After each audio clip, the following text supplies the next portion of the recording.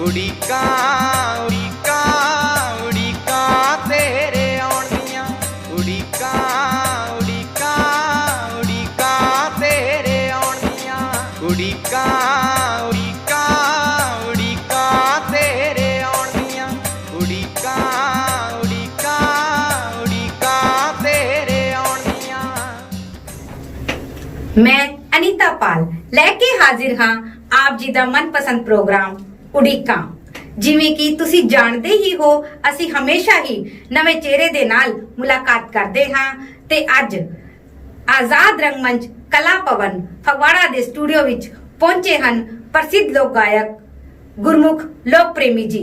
उड़ीका दी कड़ियां खत्म करते हुए लो जी गलबात करते हाँ गुरमुख लोक प्रेमी जी नाल। गुरमुख जी ਤੁਹਾਡਾ ਸਾਡੇ ਸਟੂਡੀਓ ਉੜੀਕਾ ਪ੍ਰੋਗਰਾਮ ਦੇ ਵਿੱਚ ਬਹੁਤ-ਬਹੁਤ ਸਵਾਗਤ ਹੈ। ਆਪ ਜੀ ਦਾ ਵੀ ਬਹੁਤ-ਬਹੁਤ ਧੰਨਵਾਦ ਅਨੀਤਾ ਮੈਮ ਜੀ ਔਰ ਆਜ਼ਾਦ ਰੰਗਮੰਚ ਦਾ ਜੋ ਇਹ ਚੈਨਲ ਹੈ ਸਾਰੀ ਟੀਮ ਦਾ ਬਹੁਤ-ਬਹੁਤ ਧੰਨਵਾਦ। ਤੁਸੀਂ ਮੈਨੂੰ ਰੂਬਰੂ ਕਰ ਰਹੇ ਹੋ ਦਰਸ਼ਕਾਂ ਦੇ।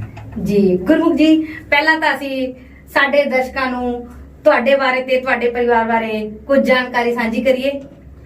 ਮੇਰਾ ਪਰਿਵਾਰਿਕ ਪਿਛੋਕੜ ਮੈਮ ਜੀ ਇਸ ਤਰ੍ਹਾਂ ਕਿ ਅਸੀਂ ਮਜ਼ਦੂਰਾਂ ਦੇ ਬੱਚੇ ਹਾਂ ਜੀ ਠੀਕ ਹੈ ਜੀ ਔਰ ਇੱਕ ਮਿਹਨਤਕਸ਼ ਪਰਿਵਾਰ ਦੇ ਵਿੱਚ ਮੇਰਾ ਜਨਮ ਹੋਇਆ ਔਰ ਪ੍ਰਾਇਮਰੀ ਸਕੂਲ ਸਰਕਾਰੀ ਪ੍ਰਾਇਮਰੀ ਸਕੂਲ ਨੰਗਲ ਮੱਜਾ ਦੇ ਵਿੱਚੋਂ ਮੈਂ ਪ੍ਰਾਇਮਰੀ ਦੀ ਵਿੱਦਿਆ ਪ੍ਰਾਪਤ ਕੀਤੀ। ਉਸ ਤੋਂ ਬਾਅਦ ਹਾਈ ਸਕੂਲ ਤੋਂ ਸੇਵੇਂ ਪਿੰਡ ਤੋਂ ਪ੍ਰਾਪਤ ਕੀਤੀ ਔਰ ਮਾਂ-ਬਾਪ ਜਿਹੜੇ ਸਾਡੇ ਬਜ਼ੁਰਗ ਸੀਗੇ ਮਿਹਨਤਕਸ਼ ਸੀਗੇ ਔਰ ਮਿਹਨਤ ਮਜ਼ਦੂਰੀ ਕਰਕੇ ਉਹਨਾਂ ਨੇ ਸਾਡੀ ਪੜ੍ਹਾਈ ਕਰਵਾਈ ਹੈ ਜੀ ਔਰ ਅੱਜ ਉਹਨਾਂ ਦੀ ਮਿਹਨਤ ਦੀ ਬਦੌਲਤ ਹੀ ਅਸੀਂ ਜਿਹੜੇ ਆ ਉਹ ਦੁਨੀਆ ਦੇ ਵਿੱਚ ਵਿਚਰ ਰਹੇ ਆ ਔਰ ਜਿੰਨਾ ਵੀ ਬਣ ਪਾਉਂਦਾ ਉਹਨਾਂ ਦੀਆਂ ਸਿੱਖਿਆਵਾਂ ਦੇ ਮੁਤਾਬਕ ਜਿੰਨਾ ਵੀ ਬਣ ਪਾਉਂਦਾ ਸਮਾਜ ਦੇ ਵਿੱਚ ਚੰਗਾ ਕਰਨ ਦੀ ਕੋਸ਼ਿਸ਼ ਕਰੀਦੀ ਹੈ ਹਰ ਫੀਲਡ ਦੇ ਵਿੱਚ ਭਾਵੇਂ ਉਹ ਗਾਇਕੀ ਦਾ ਖੇਤਰ ਹੋਵੇ ਜਾਂ ਸਮਾਜ ਸੇਵਾ ਦਾ ਖੇਤਰ ਹੋਵੇ ਜਿਹੜਾ ਵੀ ਖੇਤਰ ਹੋਵੇ ਜਿਹੜਾ ਵੀ ਕੰਮ ਕਰੀਏ ਕੋਸ਼ਿਸ਼ ਕਰੀਦੀ ਹੈ ਆਪਣੇ ਬਜ਼ੁਰਗਾਂ ਦੀਆਂ ਅਸੀਸਾਂ ਦੇ ਨਾਲ ਉਹਨਾਂ ਦੀ ਸਿੱਖਿਆ ਦੇ ਨਾਲ ਕਿ ਉਹ ਕੰਮ ਜਿਹੜਾ ਹੈ ਚੰਗਾ ਕਰੀਏ ਔਰ ਸਮਾਜ ਨੂੰ ਸੇਧ ਦੇਣ ਵਾਲਾ ਚੰਗੇ ਪਾਸੇ ਲਿਜਾਣ ਵਾਲਾ ਹੋਵੇ। ਜੀ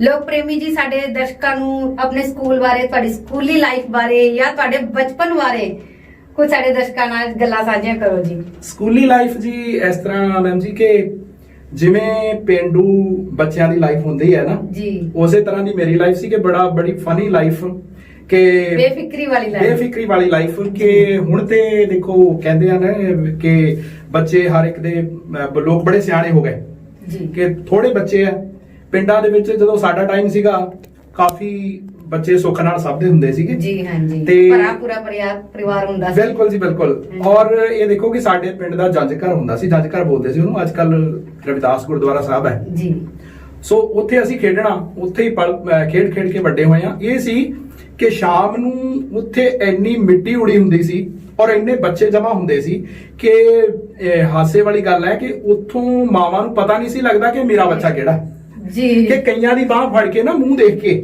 ਠੀਕ ਹੈ ਕਿ ਉਹਦੇ ਤੋਂ ਮਿੱਟੀ ਮੁੱਟੀ ਝਾੜ ਕੇ ਫੇਰ ਪਛਾਣ ਹੁੰਦਾ ਸੀ ਕਿ ਆ ਮੇਰੇ ਵਾਲਾ ਇਹ ਤੇਰੇ ਵਾਲਾ ਜੀ ਆਪਣਾ ਪਛਾਣ ਕੇ ਲੈ ਜਾਓ ਘਰ। ਬਿਲਕੁਲ ਹਾਂ ਜੀ ਤੇ ਬਾਕੀ ਤੁਹਾਨੂੰ ਪਤਾ ਹੀ ਹੈ ਕਿ ਕਿਵੇਂ ਬਚਪਨ ਜਿਹੜਾ ਉਹ ਪਿੰਡੂ ਬੱਚਿਆਂ ਦਾ ਹੁੰਦਾ ਹੈ ਉਸੇ ਤਰ੍ਹਾਂ ਦਾ ਸੀ ਬਾਂਦਰ ਕੀਲੇ ਖੇਡਣੇ ਜੀ ਗੁੱਲੀ ਡੰਡਾ ਖੇਡਣਾ ਠੀਕ ਹੈ ਜੀ ਬਾਂਟੇ ਖੇਡਣੇ ਉਹ ਸਭ ਕੁਝ ਖੇਡਣਾ ਨਾਲ ਦੀ ਨਾਲ ਪੜ੍ਹਾਈ ਫੱਟੀਆਂ ਲਿਖਣੀਆਂ ਠੀਕ ਹੈ ਜੀ ਫਿਰ ਫੱਟੀ ਵੀ ਹੋ ਜਾਂਦੇ ਸੀ ਕਈ ਵਾਰੀ ਫੱਟੀਆਂ ਪੋਚਣੀਆਂ ਠੀਕ ਹੈ ਜੀ ਉਹ ਸਭ ਕੁਝ ਉਹਨਾਂ ਚੀਜ਼ਾਂ ਦੇ ਵਿੱਚ ਹੀ ਬਚਪਨ ਜਿਹੜਾ ਗੁਜ਼ਰਿਆ ਤੇ ਇਹ ਹੈ ਕਿ ਮਿੱਟੀ ਦੀ ਜਿਹੜੀ ਮਹਿਕ ਹੈ ਨਾ ਪਿੰਡ ਦੀ ਮਿੱਟੀ ਦੀ ਮਹਿਕ ਹੈ ਜੀ ਉਹ ਮੈਂ ਹਮੇਸ਼ਾ ਇਹ ਕੋਸ਼ਿਸ਼ ਕਰਦਾ ਹੁੰਦਾ ਕਿ ਸਾਡੇ ਅੰਦਰ ਸਮੋਈ ਰਹੇ ਔਰ ਉਹੀ ਜਿਹੜੀ ਮਿੱਟੀ ਹੈ ਉਹ ਲੋਕਾਂ ਦੇ ਪਿਆਰ ਦੇ ਵਿੱਚ ਬੰਨ ਕੇ ਰੱਖਦੀ ਹੈ ਜੀ।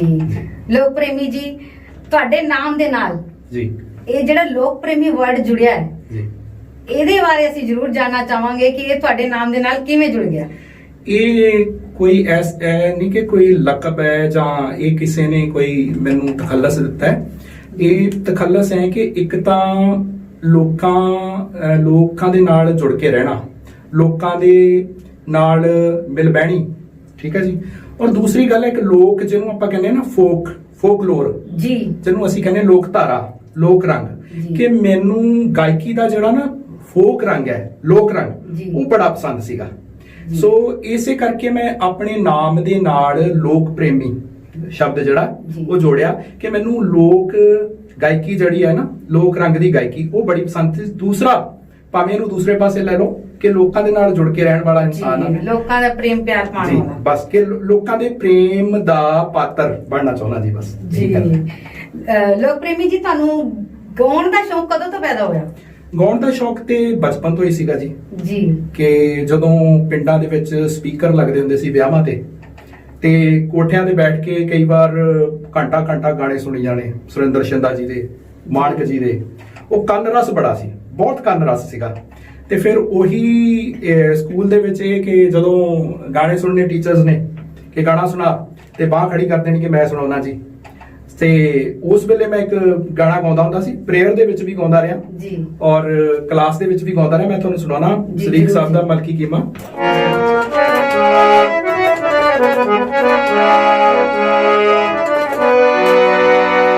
ਉਹ ਮਲਕੀ ਭਰਦੀ ਪਈ ਸੀ ਖੂਹ ਦੇ ਉੱਤੇ ਪਾਣੀ, ਉਹ ਕੀਮਾ ਕੋਲ ਆ ਕੇ ਬੇਨਤੀ ਗੁਜ਼ਾਰੇ। ਉਹ ਲੰਮਾ ਪੈਂਡਾ ਰਾਹੀ ਮਰ ਗਏ ਨੀ ਪਿਆਸੇ, ਉਹ ਲੰਮਾ ਪੈਂਡਾ ਰਾਹੀ ਮਰ ਗਏ ਨੀ ਪਿਆਸੇ।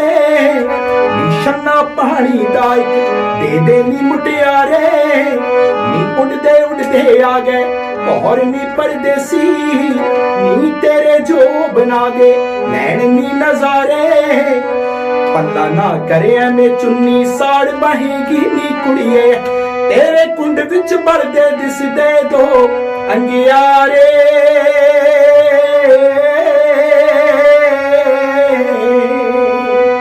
ਵਾਹ ਜੀ, ਬਹੁਤ ਖੂਬ ਜੀ ਗੁਰਮੁਖ ਜੀ, ਬਹੁਤ ਆਨੰਦ ਆ ਗਿਆ ਜੀ। ਅਸੀਂ ਦਰਸ਼ਕਾਂ ਨੂੰ ਦੱਸ ਦਈਏ ਕਿ ਗੁਰਮੁਖ ਜੀ ਇੱਕ ਅਧਿਆਪਕ ਵੀ ਨੇ ਜੋ ਅੱਜ ਕੱਲ ਸਰਕਾਰੀ ਪ੍ਰਾਇਮਰੀ ਸਕੂਲ ਮਾਧਵਪੁਰ ਦੇ ਵਿੱਚ ਆਪਣੀ ਸੇਵਾ ਨਿਭਾ ਰਹੇ ਨੇ। ਗੁਰਮੁਖ ਜੀ, ਟੀਚਿੰਗ ਦੇ ਖੇਤਰ ਦੇ ਵਿੱਚ ਕੰਮ ਕਰਦੇ ਕਰਦੇ ਤੁਸੀਂ ਗੀਤ ਸੰਗੀਤ ਦੀ ਦੁਨੀਆ ਨੂੰ ਜਾਂ ਗੀਤ ਸੰਗੀਤ ਨੂੰ ਤੁਸੀਂ ਟਾਈਮ ਕਿੱਦਾਂ ਦਿੰਦੇ ਹੋ? ਦੇਖੋ, ਮੈਂ ਸਮਝਦਾ ਕਿ teacher should B an artist. ਜੀ, ਅਧਿਆਪਕ ਨੂੰ ਕਲਾਕਾਰ ਹੋਣਾ ਬੜਾ ਜ਼ਰੂਰੀ ਹੈ। ਔਰ ਮੈਂ ਇਹ ਕੁਦਰਤ ਦੀ ਇੱਕ ਕਿਰਪਾ ਸਮਝਦਾ ਕਿ ਮੈਨੂੰ ਇਹ ਜਿਹੜਾ ਸੁਰ ਦੀ ਬਖਸ਼ਿਸ਼ ਹੈ ਥੋੜੀ ਬਹੁਤ, ਔਰ ਸਾਹਿਤ ਦੀ ਜੋ ਚੇਟਕ ਹੈ ਜੀ, ਉਹ ਕੁਦਰਤੀ ਪਹਿਲਾਂ ਤੋਂ ਹੀ ਸੀ। ਸੋ ਜੇ ਅਧਿਆਪਕ ਜੇ ਉਹ ਕਲਾਕਾਰ ਹੈ ਨਾ, ਤੇ ਮੈਂ ਸਮਝਦਾ ਕਿ ਉਹ ਬੱਚਿਆਂ ਨੂੰ ਹੋਰ ਵੀ ਬਿਹਤਰ ਤਰੀਕੇ ਨਾਲ ਪੜ੍ਹਾ ਸਕਦਾ ਹੈ। ਜੀ। ਠੀਕ ਹੈ ਜੀ। ਔਰ ਮੇਰਾ ਜਿਹੜਾ ਇਹ ਗੀਤ ਸੰਗੀਤ ਦਾ ਸ਼ੌਕ ਹੈ, ਮੇਰਾ ਪੜ੍ਹਾਉਂਦੇ ਵੇਲੇ ਵੀ ਪੂਰਾ ਹੁੰਦਾ ਰਹਿੰਦਾ। ਜੀ। ਔਰ ਮੈਂ ਬੱਚਿਆਂ ਨੂੰ ਜਿਹੜੀਆਂ ਰਾਈਮਸ ਨੇ, ਜੇ ਉਹਨੂੰ ਵੈਸੇ ਪੜਾਉਣ ਦੀ ਬਜਾਏ ਨਾ, ਮੈਂ ਟੇਬਲ ਦੀ ਢੋਲਕੀ ਵਜਾ ਕੇ ਵੀ ਪੜ੍ਹਾ ਦਿੰਦਾ। ਜੀ, ਜੇਕਰ ਬੱਚਿਆਂ ਨੂੰ ਪਹਾੜੇ ਹੋਰ ਕਰਾਉਣੇ ਨੇ- ਇੰਟਰਸਟਿੰਗ ਹੋ ਜਾਂਦਾ ਪੜ੍ਹਾਉਣਾ। ਬਿਲਕੁਲ। ਔਰ ਜੇਕਰ ਬੱਚਿਆਂ ਨੂੰ ਪਹਾੜੇ ਕਰਾਉਣੇ ਨੇ, ਪਹਾੜੇ ਤਰਜ਼ ਦੇ ਵਿੱਚ, ਠੀਕ ਹੈ ਜੀ, ਜੀ। ਔਰ ਉਹਦੇ ਨਾਲ ਨਾਲ ਕੁਰਸੀ ਦੇ ਡੰਡੇ ਦੇ ਨਾਲ ਕੁਰਸੀ ਵਜਾ ਕੇ, ਜਾਂ ਤੁਸੀਂ ਟੇਬਲ ਵਜਾ ਕੇ, ਜਾਂ ਹੋਰ ਮਿਡ ਡੇ ਮੀਲ ਵਾਲਾ ਪਤੀਲਾ ਹੀ ਚੱਕ ਲਈਦਾ ਕਈ ਵਾਰ ਅਸੀਂ। ਜੀ, ਸੋ ਉਹ ਵਜਾ ਕੇ ਤੇ ਜੇਕਰ ਤੁਸੀਂ ਕਰਵਾਓ ਤੇ ਬੱਚੇ ਬਹੁਤ ਇੰਟਰਸਟ ਲੈਂਦੇ ਆ। ਸਾਡੇ ਦਰਸ਼ਕ ਵੀ ਸੁਣਨਾ ਚਾਹਣਗੇ ਜੀ ਗੀਤ ਸੰਗੀਤ ਦੇ ਨਾਲ ਪਹਾੜਾ। ਪਹਾੜਾ ਜੀ। ਪਹਾੜਾ ਸੁਣਾ ਦਿੰਦੇ।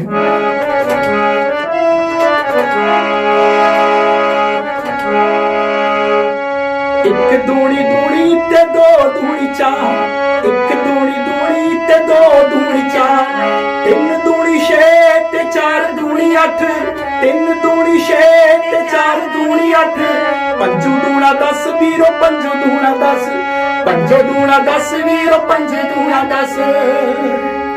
ਵਾਹ ਜੀ, ਬਹੁਤ ਖੂਬ ਜੀ। ਬੱਚੇ ਤੇ ਬੜੇ ਹੀ ਇੰਟਰਸਟ ਨਾਲ ਪੜ੍ਹਦੇ ਹੋਣਗੇ ਤੁਹਾਡੇ ਕੋਲ। ਮੈਨੂੰ ਤਾਂ ਲੱਗਦਾ ਨਹੀਂ ਕੋਈ ਬੱਚਾ ਫੇਲ ਵੀ ਹੁੰਦਾ ਹੋਣਾ। ਉਹਦਾ ਜੀ ਤੁਹਾਨੂੰ ਪਤਾ ਹੀ ਹੈ, ਅੱਜ ਕੱਲ ਜੋ ਆਰਟੀ ਹੈ, ਫੇਲ ਤੇ ਕਰਨਾ ਹੀ ਨਹੀਂ ਕੋਈ। ਜੀ ਜੀ ਜੀ। ਗੁਰਮੁਖ ਜੀ, ਲਿਖਣ ਲਈ ਜਾਂ ਗਾਉਣ ਲਈ ਤੁਹਾਡੇ ਜ਼ਿਆਦਾਤਰ ਤੁਸੀਂ ਕਿਹੜੇ ਵਿਸ਼ਿਆਂ ਦੀ ਚੋਣ ਕਰਦੇ ਹੋ? ਜ਼ਿਆਦਾਤਰ ਮੇਰੇ ਵਿਸ਼ੇ ਜਿਹੜੇ ਹੁੰਦੇ ਜੀ ਉਹ ਸਮਾਜਿਕ ਹੁੰਦੇ ਨੇ, ਜੀ, ਕਿ ਜਾਂ ਤੇ ਉਹਦੇ ਵਿੱਚ ਨੌਜਵਾਨ ਨੂੰ, ਨਵੀਂ ਪੀੜ੍ਹੀ ਨੂੰ ਕੋਈ ਸੁਨੇਹਾ ਹੋਵੇ। ਕਿਉਂਕਿ ਜਿਹੜੇ ਗੀਤਾਂ ਦੇ ਨਾਲ ਜੋ ਜੁੜੀ ਹੋਈ ਹੈ ਨਾ, ਜੀ, ਉਹ ਨੌਜਵਾਨ ਪੀੜ੍ਹੀ ਹੈ। ਨੌਜਵਾਨ ਜੇਕਰ ਵੱਧ ਤੋਂ ਵੱਧ ਅੱਜ ਕੱਲ ਗੀਤਾਂ ਦੇ ਜੇ ਸਰੋਤੇ ਨੇ ਨਾ, ਤੇ ਉਹ ਨੌਜਵਾਨ ਨੇ। ਜੀ, ਕਿਉਂਕਿ ਸਿਆਣਾ ਬੰਦਾ ਜਾਂ ਤੇ ਗੁਰਦੁਆਰੇ ਚਲਿਆ ਜਾਂਦਾ ਹੈ, ਮੰਦਿਰ ਚਲਿਆ ਜਾਂਦਾ ਹੈ, ਪਰ ਨੌਜਵਾਨ ਜਿਹੜਾ ਨਾ ਉਹ ਗੀਤ ਸੰਗੀਤ ਸੁਣਦਾ ਹੈ, ਕਿਉਂਕਿ ਇਸ ਉਮਰ ਦੇ ਵਿੱਚ ਜੋਸ਼ ਹੁੰਦਾ ਹੈ ਜੀ। ਔਰ ਮਨੋਰੰਜਨ ਵੱਧ ਤੋਂ ਵੱਧ ਕਰਨਾ ਲੋਚਦਾ ਹੈ ਹਰ ਬੰਦਾ। ਜੀ। ਸੋ ਇਸ ਕਰਕੇ ਨੌਜਵਾਨ ਜੇਕਰ ਗੀਤਾਂ ਦੇ ਨਾਲ ਜੁੜਿਆ ਤੇ ਮੇਰੀ ਕੋਸ਼ਿਸ਼ ਹੁੰਦੀ ਆ ਕਿ ਕੋਈ ਐਸਾ ਗੀਤ ਹੋਵੇ ਕਿਤੇ ਨਾ ਕਿਤੇ ਉਹਦੇ ਕੰਨੀ, ਨੌਜਵਾਨ ਦੇ ਕੰਨੀ ਕੋਈ ਐਸੀ ਗੱਲ, ਕੋਈ ਐਸੀ ਸਿੱਖਿਆ ਪੈ ਜਾਵੇ ਕਿ ਜਿਹਨੂੰ ਜੇਕਰ ਉਹ ਆਪਣੀ ਜ਼ਿੰਦਗੀ ਦੇ ਵਿੱਚ ਢਾਲ ਲਵੇ ਤੇ ਉਹਦਾ ਜਿਹੜਾ ਆ ਕੋਈ ਫਾਇਦਾ ਹੋਵੇ, ਕਿਸੇ ਅਲਾਮਤ ਤੋਂ ਬਚ ਜਾਵੇ। ਜਿਵੇਂ ਪਿੱਛੇ ਜਿਹੀ ਮੇਰਾ ਗੀਤ ਆਇਆ ਸੀ, ਮੈਂ ਤੁਹਾਨੂੰ ਗੁਣਗੁਣਾ ਕੇ ਵੀ ਸੁਣਾ ਦਿੰਦਾ। ਜੀ ਜ਼ਰੂਰ ਜੀ। ਉਹ ਸੱਚ ਕਹਿਣ ਸਿਆਣੇ ਨਹੀਂ, ਇਹ ਹੈ ਜਗਤ ਮੁਸਾਫਰ ਖਾਨਾ, ਤੇਰਾ ਜਨਮ ਕੀਮਤੀ ਏ, ਹੀਰੇ ਮੋਤੀਓਂ ਵੱਧ ਜਵਾਨਾ, ਇਸ ਰੰਗਲੀ ਦੁਨੀਆ ਤੇ, ਇਸ ਰੰਗਲੀ ਦੁਨੀਆ ਤੇ 2.5 ਦਿਨ ਦੀ ਜਿੰਦ ਪਰਾਉਣੀ, ਉੱਠ ਸਾਬ ਜਵਾਨੀ ਓਏ ਸੱਜਣਾ ਵਾਰ-ਵਾਰ ਨਹੀਂ ਆਉਣੀ, ਰੱਖ ਸਾਬ ਜਵਾਨੀ ਓਏ ਮਿੱਤਰਾ ਵਾਰ-ਵਾਰ ਨਹੀਂ ਆਉਣੀ, ਛੱਡ ਸਾਰੇ ਨਸ਼ਿਆਂ ਨੂੰ, ਨਸ਼ਾ ਇੱਕ ਕੰਮ ਦਾ ਹੱਡਾਂ ਨੂੰ ਲਾ ਲੈ, ਮਿਹਨਤ ਨਾਲ ਮੰਜ਼ਰਾਂ ਨੂੰ ਆਪਣੇ ਕਦਮਾਂ ਹੇਠ ਵਿਛਾਰ, ਅੱਖ ਰੱਖ ਨਿਸ਼ਾਨੇ ਤੇ, ਅੱਖ ਰੱਖ ਨਿਸ਼ਾਨੇ ਤੇ, ਹਿੰਮਤ ਕਰਕੇ ਵਾਟ ਮਕਾਉਣੀ, ਉੱਠ ਸਾਬ ਜਵਾਨੀ ਓਏ ਮਿੱਤਰਾ ਵਾਰ-ਵਾਰ ਨਹੀਂ ਆਉਣੀ, ਰੱਖ ਸਾਬ ਜਵਾਨੀ ਓਏ ਸੋਹਣਿਆ ਵਾਰ-ਵਾਰ ਨਹੀਂ ਆਉਣੀ। ਲੋਕ ਪ੍ਰੇਮੀ ਜੀ, ਤੁਸੀਂ ਸਾਡੇ ਦਰਸ਼ਕਾਂ ਨੂੰ ਨਸ਼ੇ ਜੀ ਛੁਡਾਉਣ ਦੇ ਉੱਤੇ ਇੱਕ ਬਹੁਤ ਹੀ ਵਧੀਆ ਗੀਤ ਸੁਣਾਇਆ। ਗੁਰੂ ਜੀ, ਤੁਹਾਨੂੰ ਕੀ ਲੱਗਦਾ ਅੱਜ ਕੱਲ ਹੋਰ ਵੀ ਗਾਇਕ ਜਾਂ ਗਾਇਕੀ ਦੇ ਖੇਤਰ ਦੇ ਵਿੱਚ ਇਹੋ ਜਿਹੇ ਵਿਸ਼ੇ ਹਨ ਜਿਨ੍ਹਾਂ ਦੇ ਵਿੱਚ ਨੌਜਵਾਨਾਂ ਨੂੰ ਇੰਟਰਸਟ ਹੋਵੇ? ਜੀ ਦੇਖੋ, ਹਰ ਵਿਸ਼ੇ ਵਿੱਚ ਨੌਜਵਾਨ ਨੂੰ ਇੰਟਰਸਟ ਹੁੰਦਾ। ਐਸੀ ਗੱਲ ਨਹੀਂ ਕਿ ਪੰਜਾਬ ਦਾ ਨੌਜਵਾਨ ਜਿਹੜਾ ਨਾ ਉਹ ਅਕਲੋਂ ਥੋਥਾ ਹੋ ਗਿਆ, ਐਸੀ ਕੋਈ ਗੱਲ ਨਹੀਂ, ਕਿਉਂਕਿ ਐਂਟਰਟੇਨਮੈਂਟ ਜ਼ਿਆਦਾ ਭਾਲਦਾ ਹੈ। ਐਂਟਰਟੇਨਮੈਂਟ ਬਿਲਕੁਲ ਜ਼ਿਆਦਾ ਭਾਲ ਰਿਹਾ, ਕਿਉਂਕਿ ਉਹਨੂੰ ਐਂਟਰਟੇਨਮੈਂਟ ਦਿੱਤਾ ਜਾ ਰਿਹਾ ਜੀ। ਹਰ ਵੇਲੇ ਐਂਟਰਟੇਨਮੈਂਟ ਵੀ ਨਹੀਂ ਚੱਲਦਾ ਹੁੰਦਾ ਜੀ। ਦੇਖੋ ਕਿ ਭਗਤ ਸਿੰਘ ਵੀ ਇੱਕ ਨੌਜਵਾਨ ਸੀ ਜਿਹੜਾ ਕਿਤਾਬਾਂ ਪੜ੍ਹਦਾ ਸੀ, ਠੀਕ ਹੈ ਜੀ। ਔਰ ਕਿਤਾਬ ਦੇ ਨਾਲ ਜੇਕਰ ਨੌਜਵਾਨ ਜੁੜ ਜਾਵੇ ਤੇ ਉਸ ਦਾ ਬਹੁਤ ਕੁਝ ਸੰਭਰ ਸਕਦਾ ਹੈ, ਪਰ ਕਿਤਾਬ ਨਾਲ ਜੋੜਨ ਦੇ ਜਿਹੜੇ ਉਪਰਾਲੇ ਨੇ ਨਾ ਉਹ ਬਹੁਤ ਘੱਟ ਨੇ ਜੀ। ਜੇਕਰ ਸਾਡਾ ਸਮਾਜ ਉਪਰਾਲਾ ਕਰੇ, ਸਮਾਜ ਦੇ ਜੋ ਰਹਿਨੁਮਾ ਨੇ ਉਹ ਉਪਰਾਲੇ ਕਰਨ ਤੇ ਨੌਜਵਾਨ ਦੁਬਾਰਾ ਕਿਤਾਬ ਦੇ ਨਾਲ ਜੁੜ ਸਕਦਾ ਹੈ। ਜੀ ਹਾਂ। ਜੇਕਰ ਨੌਜਵਾਨ ਕਿਤਾਬ ਦੇ ਨਾਲ ਜੁੜੇਗਾ ਔਰ ਇਹ ਕ੍ਰਾਈਮ, ਇਹ ਗੈਂਗਵਾਰ, ਇਹ ਚੀਜ਼ਾਂ ਜਿਹੜੀਆਂ ਨਸ਼ੇ, ਇਹ ਬਹੁਤ ਘਟੇਗਾ ਜੀ। ਇਹਦੇ ਵਿੱਚ ਲੇਖਕਾਂ ਤੇ ਗਾਇਕਾਂ ਦਾ ਵੀ ਬਹੁਤ ਵੱਡਾ ਸਹਿਯੋਗ ਹੈ ਜੀ, ਉਹਨਾਂ ਦੀ ਜ਼ਿੰਮੇਵਾਰੀ ਬਣਦੀ ਹੈ। ਬਿਲਕੁਲ ਬਣਦੀ ਹੈ ਵੀ ਆਪਾਂ ਨੌਜਵਾਨਾਂ ਨੂੰ ਸੇਧ ਦੇਣੀ ਹੈ, ਕਿਉਂਕਿ ਸੰਗੀਤ ਤੇ ਕਿਹੋ ਜਿਹਾ ਉਹਨਾਂ ਦੇ ਅੱਗੇ ਆਪਾਂ ਗੀਤ ਸੰਗੀਤ ਪਰੋਸੀਏ। ਜੀ ਮੈਮ, ਬਿਲਕੁਲ ਤੁਹਾਡੀ ਗੱਲ ਬਿਲਕੁਲ 16 ਨੇ ਸੱਚ ਹੈ ਕਿ ਜਿਹੜੀ ਸੰਗੀਤ ਦੀ ਬਿਲਕੁਲ ਟੋਟਲੀ ਕਮਰਸ਼ੀਅਲਾਈਜੇਸ਼ਨ ਹੋ ਗਈ ਹੈ ਨਾ, ਹਰ ਚੀਜ਼ ਦਾ ਬਾਜ਼ਾਰੀਕਰਨ ਹੋ ਗਿਆ, ਵਪਾਰੀਕਰਨ ਹੋ ਗਿਆ। ਉਹਦੇ ਸੰਗੀਤ ਵੀ ਅਛੂਤਾ ਨਹੀਂ ਰਿਹਾ, ਸੰਗੀਤ ਵੀ ਜਿਹੜਾ ਵਪਾਰ ਦੇ ਵਿੱਚ ਚਲਾ ਗਿਆ, ਬਾਜ਼ਾਰ ਦੇ ਵਿੱਚ ਚਲਾ ਗਿਆ, ਬਾਜ਼ਾਰ ਦੀ ਵਸਤੂ ਬਣ ਕੇ ਰਹਿ ਗਿਆ। ਸੋ ਜੇਕਰ ਅਸੀਂ ਉਸ ਨੂੰ ਇੱਕ ਬਾਜ਼ਾਰੀ ਵਸਤੂ ਨਾ ਸਮਝ ਕੇ ਗੀਤ ਸੰਗੀਤ ਨੂੰ ਗਾਉਣ ਵਾਲੇ ਲੋਕ ਉਸ ਨੂੰ ਸਮਾਜ ਦੇ ਭਲੇ ਲਈ ਵਰਤਣ, ਜਿਵੇਂ ਭਾਜੀ ਗੁਰਸ਼ਰਨ ਹੁਣੀ ਕਹਿੰਦੇ ਸੀ ਕਿ ਕਲਾ ਸਿਰਫ ਕਲਾ ਲਈ ਨਹੀਂ, ਕਲਾ ਸਮਾਜ ਲਈ, ਠੀਕ ਹੈ ਜੀ। ਸੋ ਜੇਕਰ ਉਸ ਪਾਸੇ ਸਾਡੇ ਗਾਇਕ, ਸਾਡੇ ਲੇਖਕ, ਸੰਗੀਤਕਾਰ ਜਿਹੜੇ ਆ ਇਧਰਲੇ ਪਾਸੇ ਵੀ ਜਿਹੜਾ ਆ ਆਪਣਾ ਯੋਗਦਾਨ ਪਾਉਣ ਤੇ ਜ਼ਰੂਰ ਜਿਹੜਾ ਨਵੀਂ ਪੀੜ੍ਹੀ ਨੂੰ ਬਹੁਤ ਵੱਡਾ ਮੋੜਾ ਦਿੱਤਾ ਜਾ ਸਕਦਾ। ਕਿਉਂਕਿ ਸੰਗੀਤ ਤੁਸੀਂ ਦੇਖੋ, ਰਸ਼ੀਆ ਦਾ ਇਨਕਲਾਬ ਜਿਹੜਾ ਹੈ ਉਹਦੇ ਵਿੱਚ ਸਾਹਿਤ ਦਾ ਬੜਾ ਵੱਡਾ ਯੋਗਦਾਨ ਔਰ ਸੰਗੀਤ ਦਾ ਵੀ ਬੜਾ ਵੱਡਾ ਯੋਗਦਾਨ। ਸੋ ਇਸ ਕਰਕੇ ਸਾਹਿਤ, ਸੰਗੀਤ ਐਸੀਆਂ ਚੀਜ਼ਾਂ ਨੇ ਜਿਹੜੀਆਂ ਨੌਜਵਾਨ ਨੂੰ ਬਿਲਕੁਲ ਉਹਦੀ ਸੋਚ ਹੀ ਬਦਲ ਕੇ ਨਾਲੇ ਉਹਨੂੰ ਸੌਖੇ ਤਰੀਕੇ ਨਾਲ ਸਮਝਾ ਸਕਦੇ। ਉੱਥੇ ਭਾਸ਼ਣ ਦਿੰਦੇ ਆ ਤੇ ਉਹ ਉਹਨਾਂ ਦੇ ਦਿਮਾਗ ਤੇ ਬੋਝ ਬਣਦਾ ਹੈ ਤੇ ਗੀਤ ਸੰਗੀਤ ਦੀ ਦੁਨੀਆ ਦੇ ਗੀਤ ਸੰਗੀਤ ਦੇ ਥਰੂ ਅਸੀਂ ਉਹਨਾਂ ਨੂੰ ਬਹੁਤ ਹੀ ਚੰਗੀ ਤਰ੍ਹਾਂ ਸਮਝਾ ਸਕਦੇ ਹਾਂ। ਬਿਲਕੁਲ, ਜਿਹੜੀ ਗੱਲ ਗੀਤ ਰਾਹੀਂ ਕਹੀ ਜਾਵੇ ਉਹਦਾ ਅਸਰ ਗੱਲ ਦੇ ਨਾਲੋਂ ਜ਼ਿਆਦਾ ਹੁੰਦਾ ਹੈ। ਜੀ ਹਾਂਜੀ। ਗੁਰਮੁਖ ਜੀ, ਅੱਜ ਤੱਕ ਤੁਹਾਡੇ ਕਿੰਨੇ ਕੁ ਗੀਤ ਰਿਕਾਰਡ ਹੋ ਚੁੱਕੇ ਨੇ? ਕਾਫੀ ਗੀਤ ਰਿਕਾਰਡ ਹੋਏ ਨੇ ਜੀ। ਉਸ ਤੋਂ ਇਲਾਵਾ ਮੈਂ ਸੱਭਿਆਚਾਰਕ ਮੇਲਿਆਂ ਤੇ ਔਰ ਜਿਵੇਂ ਆਜ਼ਾਦ ਰੰਗ ਮੰਚ, ਨਾਟਕ ਮੇਲਿਆਂ ਤੇ ਕਾਫੀ ਇਹਨਾਂ ਨਾਲ ਵੀ ਮੁਲਾਕਾਤ ਹੁੰਦੀ ਹੈ। ਸਾਡੇ ਰਣਜੀਤ ਬਾਂਸਲ ਜੀ, ਇਹਨਾਂ ਦਾ ਸਹਿਯੋਗ ਵੀ ਬੜਾ ਹੈ ਤੇ ਉੱਥੇ ਨਾਟਕ ਮੇਲਿਆਂ ਦੇ ਵਿੱਚ ਜਾਂ ਨਾਟਕਾਂ ਦੇ ਵਿੱਚ ਇਹ ਗਾਉਣ ਦਾ ਮੌਕਾ ਮਿਲਦਾ ਰਹਿੰਦਾ ਹੈ। ਜਿੱਥੇ ਵੀ ਮੌਕਾ ਮਿਲੇ ਜੀ। ਤੁਹਾਡਾ ਉਹ ਗੀਤ ਬਹੁਤ ਪ੍ਰਸਿੱਧ ਹੋਇਆ ਹੈ, ਧਰਤੀ ਦੇ ਪੁੱਤਰ ਨਾਟਕ ਵਿੱਚ ਜਿਹੜਾ ਸੀਗਾ ਊਧਮ ਸਿੰਘ ਜੀ ਦਾ। ਜੀ, ਜੀ ਉਹ ਦਰਸ਼ਕਾਂ ਨੇ ਬਹੁਤ ਹੀ ਪਸੰਦ ਕੀਤਾ ਸੀਗਾ। ਉਹ ਹਾਲ ਹੀ ਵਿੱਚ ਸ਼ਹੀਦ ਊਧਮ ਸਿੰਘ ਜੀ ਦੇ ਸ਼ਹੀਦੀ ਦਿਹਾੜੇ ਤੇ ਜਿਹੜਾ ਸੀ ਜੀ। ਉਹ ਰਿਲੀਜ਼ ਕੀਤਾ ਸੀ, ਉਹੀ ਸੁਣਾ ਦੇਣਾ ਮੈਂ। ਜੀ ਹਾਂਜੀ ਜ਼ਰੂਰ ਜੀ।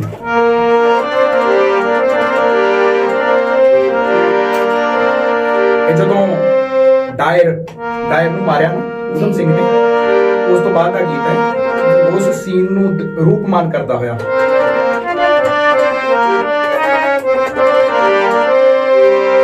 ਜਲਿਆਂ ਵਾਲੇ ਦੀ ਮਿੱਟੀ ਖੂਨ ਨਾਲ ਜਿਸ ਨੇ ਸੀ ਰੰਗੀ ਹਾਕਮੋ, ਓ ਪਿਆ ਥੋੜਾ ਡਵੈਰ ਠੋਕਿਆ ਓਏ ਫਰੰਗੀ ਹਾਕਮੋ, ਓ ਪਿਆ ਥੋੜਾ ਡਵੈਰ ਠੋਕਿਆ ਓਏ ਫਰੰਗੀ ਹਾਕਮੋ। 21 ਸਾਲ ਰਿਹਾ ਇਹੋ ਕਰਦਾ ਉਡੀਕਾਂ ਸੀ, ਸੌਣ ਨਹੀਂ ਉਹ ਦਿੰਦੀਆਂ ਮਾਸੂਮਾਂ ਦੀਆਂ ਚੀਕਾਂ ਸੀ। ਓਏ ਮਾਰ ਕੇ ਵਿਦੋਸ਼ਿਆਂ ਨੂੰ ਗੱਲ ਨਹੀਂ ਸੀ ਕੀਤੀ ਤੁਸੀਂ ਚੰਗੀ ਹਾਕਮੋ, ਹੁਣ ਓ ਪਿਆ ਥੋੜਾ ਅਡਵੈਰ ਠੋਕਿਆ ਓਏ ਫਰੰਗੀ ਹਾਕਮੋ, ਓ ਪਿਆ ਥੋੜਾ ਅਡਵੈਰ ਠੋਕਿਆ ਓਏ ਫਰੰਗੀ ਹਾਕਮੋ। ਵਾਹ ਜੀ ਬਹੁਤ ਖੂਬ ਜੀ। ਲੋਕ ਪ੍ਰੇਮੀ ਜੀ ਸਾਡੇ ਸਾਹਮਣੇ ਬਿਲਕੁਲ ਉਹੀ ਸੀਨ ਆ ਗਿਆ ਤੁਹਾਡਾ ਗੀਤ ਸੁਣ ਕੇ ਕਿ ਜਦੋਂ ਐਡਵਾਇਰ ਨੂੰ ਊਧਮ ਸਿੰਘ ਨੇ ਮਾਰਿਆ ਸੀ, ਤੇ ਬਿਲਕੁਲ ਹੂਬਹੂ ਉਹੀ ਸੀਨ ਜੋ ਸਾਡੀ ਅੱਖਾਂ ਦੇ ਅੱਗੇ ਆ ਗਏ ਨੇ ਜੀ। ਕਿਉਂਕਿ ਇਹ ਇਹੋ ਜਿਹੀਆਂ ਗੱਲਾਂ ਜਿਹੜੀਆਂ ਨਾ ਉਹ ਨਵੀਂ ਪੀੜ੍ਹੀ ਨੂੰ ਦੱਸਣੀਆਂ ਜ਼ਰੂਰੀ ਨੇ। ਤੁਸੀਂ ਦੇਖੋ ਨਵੇਂ ਮੁੰਡਿਆਂ ਕੋਲੋਂ ਨਾ 12 ਸਾਲ ਤੋਂ ਲੈ ਕੇ 21 ਸਾਲ ਦਾ ਜੋ ਨੌਜਵਾਨ ਹੈ ਉਹ ਤੋਂ ਪੁੱਛ ਲਓ ਕਿ ਤੂੰ ਮੈਨੂੰ ਪੰਜਾਬੀ ਗਾਇਕਾਂ ਦੇ ਨਾਂ ਦੱਸ, ਠੀਕ ਹੈ ਜੀ, ਉਹ ਉਂਗਲਾਂ ਤੇ ਗਣਾ ਦੂਗਾ, ਰਟੇ ਪਏ ਨੇ ਉਹਨਾਂ ਦੇ 5-7 ਗਾਣੇ ਵੀ ਸੁਣਾ ਦੂਗਾ ਜੀ। ਹਾਂਜੀ ਠੀਕ ਹੈ ਜੀ। ਜੇ ਉਹਨੂੰ ਕਹੋ ਕਿ ਤੁਸੀਂ ਕੁਝ ਕ੍ਰਾਂਤੀਕਾਰੀਆਂ ਦੇ ਨਾਮ ਦੱਸੋ ਤੇ ਫਿਰ ਉਹਨੂੰ ਪਤਾ ਨਹੀਂ ਲੱਗਦਾ ਜੀ, ਕ੍ਰਾਂਤੀ ਸ਼ਬਦ ਤੋਂ ਨਹੀਂ ਵਾਕਫ ਜੀ, ਠੀਕ ਹੈ ਜੀ। ਔਰ ਚਾਰ ਸਾਹਿਬਜ਼ਾਦਿਆਂ ਦੇ ਨਾਮ ਪੁੱਛ ਲਓ ਉਹਦਾ ਨਹੀਂ ਪਤਾ ਲੱਗਦਾ। ਸੋ ਇਹ ਚੀਜ਼ਾਂ ਕਿਉਂਕਿ ਉਹਦੇ ਇਹ ਆਮ ਵਿਵਹਾਰ 'ਚ ਨਹੀਂ ਰਹੀਆਂ, ਉਹ ਇਹਨਾਂ ਨੂੰ ਕਿਤਾਬੀ ਗੱਲਾਂ ਸਮਝਦਾ ਜੀ ਕਿ ਇਹਦਾ ਕਿਤਾਬੀ ਗੱਲਾਂ ਆਮ ਵਿਵਹਾਰ 'ਚ ਨਹੀਂ ਰਹੀਆਂ। ਲੋਕ ਵੀ ਆਪਸ ਵਿੱਚ ਇਸ ਮੁੱਦੇ ਤੇ ਗੱਲ ਨਹੀਂ ਕਰਦੇ, ਜੀ, ਪੇਰੈਂਟਸ ਨਹੀਂ ਕਰਦੇ, ਬੱਚੇ ਨਹੀਂ ਕਰਦੇ, ਪਰਿਵਾਰਾਂ ਵਿੱਚੋਂ ਗਾਇਬ ਹੋ ਗਈਆਂ ਗੱਲਾਂ, ਗੀਤਾਂ ਵਿੱਚੋਂ ਗਾਇਬ ਹੋ ਗਈਆਂ। ਇਸ ਕਰਕੇ ਜਿਹੜੀਆਂ ਇਹ ਚੀਜ਼ਾਂ ਪਿੱਛੇ ਚੱਲ ਗਈਆਂ, ਇਹਨਾਂ ਨੂੰ ਅੱਗੇ ਲਿਆਉਣ ਦੀ ਲੋੜ ਹੈ, ਬਹੁਤ ਲੋੜ ਹੈ ਜੀ। ਹਾਂਜੀ ਗੁਰਮੁਖ ਜੀ, ਗੀਤ ਸੰਗੀਤ ਦੀ ਦੁਨੀਆ ਦੇ ਵਿੱਚ ਜਿਹੜੇ ਤੁਸੀਂ ਇਸ ਸਿਖਰ ਤੇ ਪਹੁੰਚ ਗਏ ਹੋ, ਤੇ ਇਸ ਸਿਖਰ ਤੇ ਪਹੁੰਚਣ ਲਈ ਤੁਹਾਨੂੰ ਕੀ ਲੱਗਦਾ ਹੈ ਕਿ ਤੁਹਾਡੇ ਕਿਹੜੇ-ਕਿਹੜੇ ਸਹਿਯੋਗੀ ਸਨ? ਸਿਖਰ ਤੇ ਮੈਂ ਨਹੀਂ ਕਹਾਂਗਾ ਜੀ, ਕਿਉਂਕਿ ਬੰਦੇ ਦਾ ਕਦੇ ਵੀ ਸਿਖਰ ਆਉਂਦਾ ਨਹੀਂ। ਇਹ ਤਾਂ ਮੈਂ ਤਾਂ ਕਹਾਂਗਾ ਕਿ ਸ਼ੁਰੂਆਤ ਹੈ, ਕਿ ਕਿਉਂਕਿ ਜਦੋਂ ਬੰਦਾ ਸੌਂਦਾ ਦਿਨ ਚੜ੍ਹਦਾ ਦੂਸਰੇ ਦਿਨ, ਹਰ ਦਿਨ ਉਹਦੇ ਲਈ ਨਵੀਂ ਸ਼ੁਰੂਆਤ ਹੁੰਦੀ ਹੈ। ਔਰ ਮੈਂ ਸਮਝਦਾ ਕਿ ਰੋਜ਼ ਹੀ ਸਾਡੇ ਲਈ ਇੱਕ ਨਵੀਂ ਸ਼ੁਰੂਆਤ ਹੈ। ਸਾਨੂੰ ਕੁਦਰਤ ਇੱਕ ਮੌਕਾ ਦਿੰਦੀ ਹੈ ਕੁਝ ਨਵਾਂ ਕਰਨ ਦਾ, ਤੇ ਸਾਨੂੰ ਰੋਜ਼ ਹੀ ਕੁਝ ਨਾ ਕੁਝ ਨਵਾਂ ਸਿਰਜਣ, ਕੁਝ ਚੰਗਾ ਕਰਨ ਦੇ ਲਈ ਜਿਹੜਾ ਯਤਨ ਕਰਦੇ ਰਹਿਣਾ ਚਾਹੀਦਾ। ਹੁਣ ਤੱਕ ਇਹ ਜਿੰਨਾ ਵੀ ਮੇਰਾ ਛੋਟਾ ਜਿਹਾ ਸੰਗੀਤਕ ਸਫ਼ਰ ਹੈ, ਉਹਦੇ ਵਿੱਚ ਮੈਨੂੰ ਬਹੁਤ ਪਰਿਵਾਰਕ ਸਹਿਯੋਗ ਮਿਲਿਆ। ਮੇਰੇ ਮਾਤਾ ਪਿਤਾ, ਮੇਰਾ ਛੋਟਾ ਬ੍ਰਦਰ ਹੈ ਗਿੰਦਾ ਢੋਲੀ, ਔਰ ਉਹ ਬਹੁਤ ਸਾਰੇ ਸੰਗੀਤਕ ਗਰੁੱਪਾਂ ਦੇ ਵਿੱਚ ਬਹੁਤ ਅੱਛਾ ਰਿਦਮਿਸਟ ਹੈ, ਉਹਦਾ ਬੜਾ ਸਹਿਯੋਗ ਮਿਲਿਆ। ਔਰ ਬਲਵਿੰਦਰਪ੍ਰੀਤ ਜੀ, ਉਹਨਾਂ ਦਾ ਬੜਾ, ਔਰ ਰਣਜੀਤ ਗਮਨੂ ਜੀ, ਉਹਨਾਂ ਦਾ ਬੜਾ ਸਹਿਯੋਗ ਹੈ। ਵਿੱਕੀ ਕਲੇਰ ਜੀ ਬੜੇ ਅੱਛੇ ਸਿੰਗਰ ਨੇ, ਬਿੰਨੀ ਕਲੇਰ, ਉਹ ਜਿਹੜੇ ਮੇਰੇ ਛੋਟੇ ਵੀਰ ਆ, ਬੜਾ ਸਾਰਿਆਂ ਦਾ ਸਹਿਯੋਗ ਹੈ ਜੀ ਹੁਣ ਤੱਕ ਜੀ। ਪੰਜਾਬ ਸਿੱਖਿਆ ਵਿਭਾਗ ਦੇ ਵਿੱਚ ਕੰਮ ਕਰਦੇ ਹੋਏ ਲੀਡਰ ਦੇ ਤੌਰ ਤੇ ਤੁਹਾਡੀ ਕਿਹੜੀ ਭੂਮਿਕਾ ਹੈ? ਦੇਖੋ ਜੀ, ਕਿਉਂਕਿ ਜਦ ਲੋਕਾਂ ਦੇ ਵਿੱਚ ਵਿਚਰਨਾ, ਲੋਕ ਏਕਤਾ ਲਈ ਕੰਮ ਕਰਨਾ, ਤੇ ਫਿਰ ਬਹੁਤ ਵਾਰ ਨਾ ਅੱਗੇ ਹੋ ਕੇ ਜ਼ਿੰਮੇਵਾਰੀ ਚੱਕਣੀ ਪੈਂਦੀ ਹੈ। ਕਹਿੰਦੇ ਨੇ ਆਪ ਮਰਿਆ ਬਿਨਾਂ ਸੁਰਗ ਨੂੰ ਨਹੀਂ ਜਾ ਹੋਣਾ। ਸੋ ਇਹ ਗੱਲ ਹੈ ਕਿ ਬਹੁਤ ਸਾਰੀਆਂ ਐਸੀਆਂ ਜ਼ਿੰਮੇਵਾਰੀਆਂ ਜਿਹੜੀਆਂ ਫਿਰ ਆਪ ਹੀ ਸਿਰਫ ਸੌਣਾ ਅੱਗੇ ਜਾ ਕੇ ਸੌਣਾ ਪੈਂਦਾ ਹੈ, ਠੀਕ ਹੈ ਜੀ। ਸੋ ਉਹਦੇ ਵਿੱਚੋਂ ਹੀ ਇੱਕ ਜਿਹੜੀ ਯੂਨੀਅਨ ਲੀਡਰ ਦੀ ਭੂਮਿਕਾ ਜਿਹੜੀ ਹੈ ਉਹ ਨਿਭਾਉਣੀ ਪੈਂਦੀ ਹੈ। ਬਲਾਕ ਦੇ ਵਿੱਚ ਮੈਂ ਟੀਚਰਸ ਯੂਨੀਅਨ ਦੇ ਵਿੱਚ ਕੰਮ ਕਰ ਰਿਹਾ ਐਜ਼ ਪ੍ਰੈਜ਼ੀਡੈਂਟ। ਕੋਸ਼ਿਸ਼ ਕਰੀਦੀ ਹੈ ਕਿ ਅਧਿਆਪਕ ਲਹਿਰ ਨੂੰ ਇਕੱਠਾ ਕਰੀਏ ਔਰ ਇਹਨੂੰ ਸਹੀ ਪਾਸੇ ਚੈਨਲਾਈਜ਼ ਕਰੀਏ, ਕਿ ਸਿਰਫ ਆਪਾਂ ਇਹਨਾਂ ਗੱਲਾਂ ਲਈ ਨਾ ਲੜੀ ਜਾਈਏ ਕਿ ਅਸੀਂ ਸਾਡਾ ਡੀਏ ਹੈ, ਸਾਡੀ ਤਨਖਾਹ ਹੈ, ਹਨਾ, ਕਿਉਂਕਿ ਅਸੀਂ ਸਿੱਖਿਆ ਨੂੰ ਵੀ ਬਚਾਉਣਾ ਜੀ, ਪੰਜਾਬ ਦੀ ਸਿੱਖਿਆ ਨੂੰ ਵੀ ਬਚਾਉਣਾ, ਸਿੱਖਿਆ ਦਾ ਮਿਆਰ ਸਾਡਾ ਉੱਚਾ ਹੋਣਾ ਚਾਹੀਦਾ। ਬਿਲਕੁਲ ਇਹ ਸਮਝਾਉਣਾ ਸਾਡਾ ਫਰਜ਼ ਬਣਦਾ ਹੈ ਕਿ ਜੋ ਡਿਜੀਟਲਾਈਜੇਸ਼ਨ ਹੈ ਉਹ ਅਸਲ ਵਿੱਚ ਉਹ ਪ੍ਰਾਈਵੇਟੇਸ਼ਨ ਦਾ ਇੱਕ ਪੁੱਠਾ ਪਾਸਾ ਹੈ ਜੀ, ਠੀਕ ਹੈ ਜੀ। ਸੋ ਇਹ ਸਾਰੀਆਂ ਚੀਜ਼ਾਂ ਜਿਹੜੀਆਂ ਕਿ ਪ੍ਰਾਈਵੇਟੇਸ਼ਨ ਜਿਹੜੀ ਹੈ ਉਹ ਕਿਉਂ ਹੈ, ਉਸ ਨੂੰ ਕਿਵੇਂ ਰੋਕਿਆ ਜਾ ਸਕਦਾ। ਅਸੀਂ ਬਹੁਤ ਦੇਰ ਤੇ ਇਹ ਹੋਕਾ ਲਾਉਂਦੇ ਰਹੀਦੇ ਜੀ ਕਿ ਸਾਨੂੰ ਇਕੱਠੇ ਹੋਣਾ ਚਾਹੀਦਾ ਔਰ ਸੰਘਰਸ਼ ਕਰਨਾ ਚਾਹੀਦਾ, ਕਿਉਂਕਿ ਬਾਬਾ ਸਾਹਿਬ ਦਾ ਵੀ ਇਹੀ ਹੋਕਾ ਹੈ ਕਿ ਪੜੋ ਫਿਰ ਜੋੜੋ ਤੇ ਸੰਘਰਸ਼ ਕਰੋ। ਜੀ ਜੀ ਗੁਰਮੁਖ ਜੀ, ਜਦੋਂ ਅਸੀਂ ਪੜ੍ਹਦੇ ਸੀ ਜੀ ਤੇ ਹੁਣ ਪੜ੍ਹਾ ਰਹੇ ਹਾਂ, ਜੀ ਉਸ ਟਾਈਮ ਤੇ ਹੁਣ ਦੇ ਟਾਈਮ ਵਿੱਚ ਤੁਹਾਨੂੰ ਕੀ ਕੀ ਡਿਫਰੈਂਸਿਸ ਲੱਗਦੇ ਨੇ ਜਾਂ ਕੋਈ ਸਿਮਿਲੈਰਿਟੀਜ਼ ਨੇ? ਤੁਸੀਂ ਕੀ ਮਹਿਸੂਸ ਕਰਦੇ ਹੋ? ਦੇਖੋ, ਫਰਕ ਤਾਂ ਬਹੁਤ ਹੈ। ਜੀ ਜਦੋਂ ਅਸੀਂ ਪੜ੍ਹਦੇ ਸੀ ਉਦੋਂ ਬੇਸ਼ੱਕ ਜਿਹੜੇ ਸੀ ਸਾਧਨ ਬੜੇ ਸੀਮਤ ਸੀ, ਬਟ ਉਸ ਵੇਲੇ ਨਾ ਇੱਕ ਆਨੰਦ ਸੀ। ਅਧਿਆਪਕ ਜਿਹੜਾ ਸੀ ਉਹ ਫ੍ਰੀ ਸੀ Free ਸੀ। ਬੱਚੇ ਨੂੰ ਪੜਾਉਣ ਦੇ ਲਈ। ਉਹ ਕਿਤਾਬਾਂ ਜਾਂ ਆਪਣੇ ਜਿਹੜੇ ਨਾਲ ਜਿਹੜੇ ਚਾਹੀਦਾ ਸਮਾਨ ਜੀ। ਉਹ ਘੱਟ ਹੁੰਦਾ ਸੀ, ਖੁਦ ਆਪਣੇ ਆਪ ਨੂੰ ਪੇਸ਼ ਕਰਦਾ ਸੀ। ਬਿਲਕੁਲ, ਅਧਿਆਪਕ ਜਿਹੜਾ ਸੀ ਉਹ ਇੱਕ ਸਮੁੰਦਰ ਵਾਂਗ ਹੁੰਦਾ ਸੀ ਜੀ ਕਿ ਸਾਰਾ ਦਿਨ ਬੱਚੇ ਨੇ ਅਧਿਆਪਕ ਦੇ ਨਾਲ ਗੱਲਾਂ ਕਰਨੀਆਂ, ਅਧਿਆਪਕ ਨੇ ਉਸ ਨੂੰ ਸਿਖਾਉਣਾ, ਅਧਿਆਪਕ ਨੇ ਉਸ ਨੂੰ ਪੜਾਉਣਾ। ਕਦੇ ਪਹਾੜੇ ਬੋਲਣ ਲੱਗ ਜਾਣਾ, ਕਦੇ ਫੱਟੀ ਲਿਖਣ ਲੱਗ ਜਾਣਾ, ਕਦੇ ਕੁਛ ਕਦੇ ਕੁਛ ਕਦੇ ਕੁਛ, ਬੜਾ ਕੁਝ ਜਿਹੜਾ ਸੀ ਉਹ ਸਿਖਾਉਣ ਨੂੰ ਸੀ। ਹੁਣ ਇਹ ਹੈ ਕਿ ਅਧਿਆਪਕ ਫ੍ਰੀ ਨਹੀਂ ਹੈ। ਜੀ ਬੇਸ਼ੱਕ ਡਿਜੀਟਲ ਯੁੱਗ ਆ ਗਿਆ, ਬੇਸ਼ੱਕ ਕਲਾਸਰੂਮ ਦੇ ਵਿੱਚ ਜਿਹੜੀ ਹੈ LCD ਲੱਗੀ ਹੋਈ ਹੈ, ਜੀ। ਅਧਿਆਪਕ ਉਹਦੇ ਸਹਿਯੋਗ ਨਾਲ ਪੜ੍ਹਾ ਸਕਦਾ ਪੜ੍ਹਾ ਹੈ। ਸਕਦੇ। ਪਰ ਗੱਲ ਇਹ ਹੈ ਕਿ ਅਧਿਆਪਕ ਨੂੰ, ਖਾਸ ਕਰ ਸਰਕਾਰੀ ਅਧਿਆਪਕ ਨੂੰ ਜਿਹੜਾ ਹੈ ਉਹ ਫ੍ਰੀडम ਨਹੀਂ ਹੈ। ਜੀ ਇੱਕੋ ਹੀ ਜਿਹੜੀ ਹੈ ਇਨਸਟਰਕਸ਼ਨਸ ਜਿਹੜੀ ਹੈ ਨਾ ਇੱਕ ਪਾਸਿਓਂ ਹੀ ਮਿਲੀ ਜਾਂਦੀਆਂ ਨੇ ਕਿ ਇਸ ਤਰ੍ਹਾਂ ਕਰਨਾ, ਹੁਣ ਇਸ ਤਰ੍ਹਾਂ ਕਰਨਾ, ਹੁਣ ਇਸ ਤਰ੍ਹਾਂ ਕਰਨਾ, ਹੁਣ ਇਸ ਤਰ੍ਹਾਂ ਕਰਨਾ। ਉਹਦੀ ਜਿਹੜੀ ਆਪਣੀ ਕ੍ਰੀਏਟੀਵਿਟੀ ਹੈ ਨਾ, ਉਹ ਜਿਹੜਾ ਉਹਦਾ ਆਪਣਾ ਅਧਿਆਪਕਪਨ ਹੈ ਉਹਦੇ ਅੰਦਰ, ਉਹ ਘਟਦਾ ਜਾ ਰਿਹਾ ਹੈ। ਉਹ ਉਸ ਨੂੰ ਮਤਲਬ ਮਾਰਿਆ ਹੀ ਜਾ ਰਿਹਾ ਹੈ ਹੌਲੀ ਹੌਲੀ। ਜੇ ਕੋਈ ਪੜਾਉਣਾ ਵੀ ਚਾਹੁੰਦਾ ਹੈ ਉਹ ਵਿਚਾਰੇ ਨੂੰ ਪੜਾਉਣ ਨਹੀਂ ਦਿੱਤਾ ਜਾ ਰਿਹਾ। ਸੋ ਜੀ। ਹੋਰ ਫालतू ਦੇ ਜਿਹੜੇ ਬੜੇ ਕੰਮ ਨੇ, ਬੜੇ ਬੋਝ ਨੇ ਔਰ ਕਲੈਰੀਕਲ ਕੰਮ ਨੇ, ਇਹ ਕਰ ਲੋ, ਉਹ ਕਰ ਲੋ, ਇਹਦਾ ਹਿਸਾਬ ਕਿਤਾਬ ਕਰ ਲੋ, ਉਹਦਾ ਹਿਸਾਬ ਕਿਤਾਬ ਕਰ ਲੋ, ਕਿ ਇੱਕ ਤਰ੍ਹਾਂ ਮਨੀਮਗਿਰੀ ਜੀ ਜ਼ਿਆਦਾ ਹੋ ਗਈ ਹੈ ਔਰ ਅਧਿਆਪਨ ਜਿਹੜਾ ਉਹ ਬੜਾ ਘਟ ਗਿਆ। ਜੀ ਇਹ ਫਰਕ ਹੈ ਜੀ। ਤੁਹਾਡੇ ਸਕੂਲ ਦੇ ਵਿੱਚ ਕੋਈ ਇਹੋ ਜਿਹੇ ਯਾਦਗਾਰੀ ਪਲ ਜਦੋਂ ਤੁਸੀਂ ਪੜ੍ਹਾ ਰਹੇ ਹੁੰਦੇ ਹੋ? ਲਗਭਗ ਸਾਰੀ ਟੀਚਿੰਗ ਹੀ ਯਾਦਗਾਰੀ ਹੁੰਦੀ ਹੈ ਜੀ, ਸਾਰਾ ਕੁਝ ਹੀ। ਔਰ ਯਾਦਗਾਰੀ ਪਲ ਇਹ ਹੁੰਦਾ ਹੈ ਕਿ ਜਦੋਂ ਛੋਟੇ ਬੱਚੇ ਨੇ ਨਾ, ਬਹੁਤ ਜ਼ਿਆਦਾ ਛੋਟੇ ਬੱਚੇ ਨੇ, ਉਹ ਨਵੇਂ ਸਕੂਲ ਆਉਂਦੇ ਨੇ ਤੇ ਉਹ ਕਈ ਵਾਰ ਰੋਂਦੇ ਵੀ ਨੇ। ਪਤਾ ਨਹੀਂ ਇਹ ਕੋਈ ਕੁਦਰਤੀ ਗੱਲ ਹੈ ਜਾਂ ਕੀ ਹੈ, ਮੈਂ ਨਾ ਬੱਚੇ ਨੂੰ ਪੁੱਛੜ ਚੁੱਕ ਲੈਣਾ ਜੀ। ਬੱਚੇ ਦੀ ਮਾਂ ਬਣਨਾ ਪੈਂਦਾ ਪਹਿਲੇ ਬੱਚੇ ਨੂੰ ਬਿਲਕੁਲ। ਸੰਭਾਲਣ ਲਈ। ਪੁੱਛੜ ਚੁੱਕ ਲੈਣਾ। ਔਰ ਮੈਨੂੰ ਅਕਸਰ ਕਹਿ ਦਿੰਦੇ ਆ, ਇਹ ਕੋਈ ਮੀਆਂ ਮਿੱਠੂ ਬਣਨ ਵਾਲੀ ਗੱਲ ਨਹੀਂ ਹੈਗੀ ਜੀ। ਕਿ ਉਹ ਕਹਿੰਦੇ ਨੇ, ਸਰ ਜਦੋਂ ਤੁਸੀਂ ਨਿਆਣਾ ਚੁੱਕ ਲੈਣਾ, ਨਿਆਣਾ ਚੁੱਪ ਕਰ ਜਾਂਦਾ ਹੈ।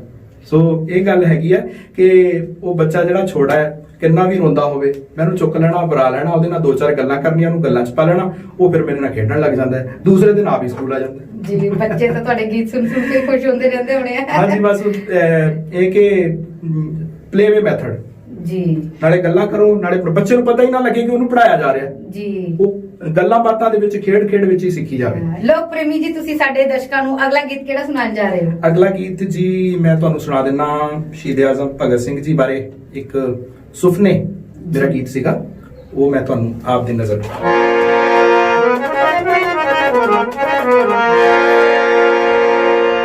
ਉਹ ਰੰਗ ਰੂਪ ਤੋਂ ਲੱਗਦਾ ਮੈਨੂੰ ਮੇਰਾ ਵੱਡਾ ਵੀਰਾ ਸੀ। ਟੇੜ ਪਜਾਮਾ ਗਲ ਸੀ ਕੁੜਤਾ, ਸਿਰ ਤੇ ਬੰਨਿਆ ਚੀਰਾ ਸੀ। ਨੀਜ ਨਾਲ ਮੇਰੇ ਵੱਲ ਤੱਕ ਕੇ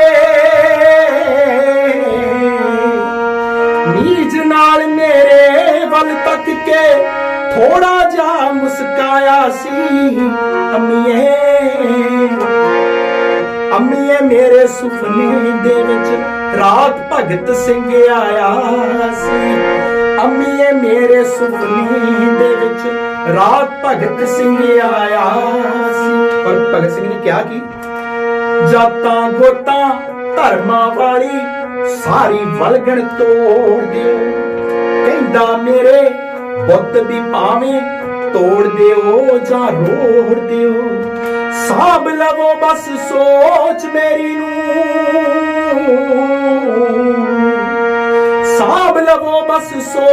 ਮੇਰੀ ਨੂੰ, ਇਹੋ ਵਾਸਤਾ ਪਾਇਆ ਸੀ। ਅੰਮੀਏ ਮੇਰੇ ਸੁਪਨੇ ਦੇ ਵਿੱਚ ਰਾਤ ਭਗਤ ਸਿੰਘ ਆਇਆ ਸੀ।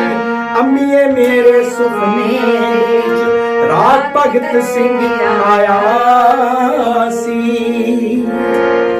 ਵਾਹ ਜੀ, ਬਹੁਤ ਖੂਬ ਜੀ। ਗੁਰਮੁਖ ਜੀ, ਤੁਸੀਂ ਇੱਕ ਅਗਾਂਹ ਵਧੂ ਸੋਚ ਦੇ ਮਾਲਕ ਹੋ। ਤੇ ਤੁਸੀਂ ਸਾਡੇ ਨੌਜਵਾਨਾਂ ਨੂੰ ਕੀ ਸੁਨੇਹਾ ਦੇਣਾ ਚਾਹੋਗੇ? ਦੇਖੋ, ਮੈਂ ਇਸ ਕਾਬਲ ਤੇ ਮੈਂ ਨਹੀਂ ਸਮਝਦਾ ਕਿ ਮੈਂ ਕੋਈ ਸੁਨੇਹਾ ਦੇ ਸਕਾਂ, ਕਿਉਂਕਿ ਆਪਣੇ ਆਪ ਨੂੰ ਹੀ ਸੁਨੇਹਾ ਦੇ ਲਈਏ ਇਹੀ ਬੜੀ ਵੱਡੀ ਗੱਲ ਹੈ। ਪਰ ਫਿਰ ਵੀ ਮੈਂ ਸਾਰਿਆਂ ਨੂੰ ਇਹ ਅਪੀਲ ਕਰਾਂਗਾ, ਇਹ ਬੇਨਤੀ ਕਰਾਂਗਾ ਕਿ ਸਾਡਾ ਸਮਾਜ ਕਿੱਧਰ ਨੂੰ ਜਾ ਰਿਹਾ ਇਹਦੇ ਬਾਰੇ ਸੋਚੋ। ਸਾਨੂੰ ਪਤਾ ਕਿਵੇਂ ਲੱਗੇਗਾ ਕਿ ਸਾਡੇ ਨਾਲ ਹੋ ਕੀ ਰਿਹਾ ਹੈ, ਅਸਲ ਵਿੱਚ ਵਰਤ ਕੀ ਰਿਹਾ ਹੈ ਸਾਰਾ ਵਰਤਾਰਾ। ਠੀਕ ਹੈ ਜੀ। ਮੀਡੀਆ ਕੀ ਕਰ ਰਿਹਾ ਹੈ, ਠੀਕ ਹੈ ਜੀ, ਸਰਕਾਰਾਂ ਕੀ ਕਰ ਰਹੀਆਂ ਨੇ, ਸਮਾਜ ਕਿੱਧਰ ਨੂੰ ਜਾ ਰਿਹਾ ਹੈ, ਔਰ ਕਲਾ ਦੇ ਖੇਤਰ ਵਿੱਚ ਜਿਹੜੇ ਲੋਕ ਨੇ ਉਹ ਕੀ ਕਰ ਰਹੇ ਨੇ, ਇਹ ਸਾਰਾ ਕੁਝ ਜਿਹੜਾ ਇਹ ਸਾਨੂੰ ਕਿਵੇਂ ਪਤਾ ਲੱਗੇਗਾ? ਸਾਨੂੰ ਪੜ੍ਹ ਕੇ ਪਤਾ ਲੱਗੇਗਾ। ਇਹ ਜਿਹੜੀ ਤੀਸਰੀ ਜਿਹੜਾ ਸਾਹਿਤ ਹੈ ਨਾ, ਆਪਣੇ ਸਮਾਜ ਦਾ ਸ਼ੀਸ਼ਾ ਹੁੰਦਾ। ਬਿਲਕੁਲ ਬਿਲਕੁਲ, ਕਿਉਂਕਿ ਕਿਤਾਬਾਂ ਉਹ ਖਿੜਕੀਆਂ ਜਿਨ੍ਹਾਂ ਚੋਂ ਤੁਹਾਡੀ ਆਤਮਾ ਬਾਹਰ ਝਾਕਦੀ ਹੈ ਜੀ। ਤੇ ਇਹ ਕਿਉਂਕਿ ਮੈਂ ਫਿਰ ਉਹੀ ਗੱਲ ਆ ਜਾਂਦੀ ਹੈ ਕਿ ਅਧਿਐਨ ਬੜਾ ਜ਼ਰੂਰੀ ਹੈ। ਅਧਿਐਨ ਕਰੋ, ਅਧਿਐਨ ਤੋਂ ਬਾਅਦ ਫਿਰ ਇਕੱਠੇ ਹੋਵੋ। ਵੱਧ ਤੋਂ ਵੱਧ ਲੋਕ ਏਕਤਾ ਜਿਹੜੀ ਹੈ ਉਹ ਬੜੀ ਜ਼ਰੂਰੀ ਹੈ। ਤੇ ਉਸ ਤੋਂ ਬਾਅਦ ਫਿਰ ਜੋ ਸਮਾਜ ਦੇ ਵਿੱਚ ਬੁਰਾਈਆਂ ਨੇ, ਜਿਨ੍ਹਾਂ ਚੀਜ਼ਾਂ ਲਈ ਸਾਨੂੰ ਲੜਨ ਦੀ ਲੋੜ ਹੈ, ਜਿਨ੍ਹਾਂ ਚੀਜ਼ਾਂ ਲਈ ਸਾਨੂੰ ਇਕੱਠੇ ਹੋਣ ਦੀ ਲੋੜ ਹੈ, ਉਹ ਚੀਜ਼ਾਂ ਅਸੀਂ ਸਮਾਜ ਦੇ ਵਿੱਚ ਪੈਦਾ ਕਰੀਏ, ਔਰ ਸਮਾਜ ਦੇ ਵਿੱਚ ਇੱਕ ਹਿੰਮਤ ਪੈਦਾ ਕਰੀਏ, ਇੱਕ ਜੁਰਤ ਪੈਦਾ ਕਰੀਏ ਕਿ ਅਸੀਂ ਗਲਤ ਨੂੰ ਗਲਤ ਕਹਿ ਸਕੀਏ ਔਰ ਸਹੀ ਨੂੰ ਸਹੀ ਕਹਿ ਸਕੀਏ ਔਰ ਸਹੀ ਦੇ ਨਾਲ ਖੜ ਸਕੀਏ। ਜੀ ਗੁਰਮੁਖ ਜੀ, ਸਾਡੇ ਦਰਸ਼ਕਾਂ ਨੇ ਤੁਹਾਡੇ ਕੋਲੋਂ ਬਹੁਤ ਹੀ ਅਨਮੋਲ ਹੀ ਗੱਲਾਂ ਸਿੱਖੀਆਂ। ਤੁਹਾਡਾ ਸਾਡੇ ਸਟੂਡੀਓ ਵਿੱਚ ਆਉਣ ਲਈ ਬਹੁਤ ਬਹੁਤ ਧੰਨਵਾਦ ਹੈ ਜੀ। ਆਪ ਜੀ ਦਾ ਵੀ ਬਹੁਤ ਬਹੁਤ ਧੰਨਵਾਦ ਜੀ। ਆਜ਼ਾਦ ਰੰਗਮੰਚ ਦਾ ਬਹੁਤ ਬਹੁਤ ਧੰਨਵਾਦ। ਉਡੀਕਾ ਪ੍ਰੋਗਰਾਮ ਦੇ ਵਿੱਚ ਫਿਰ ਕਿਸੇ ਨਵੀਂ ਸ਼ਖਸੀਅਤ ਦੇ ਨਾਲ ਮਿਲਾਂਗੇ। ਤਦ ਤੱਕ ਲਈ ਇਜਾਜ਼ਤ ਦਿਓ। ਧੰਨਵਾਦ। ਉਡੀਕਾਂ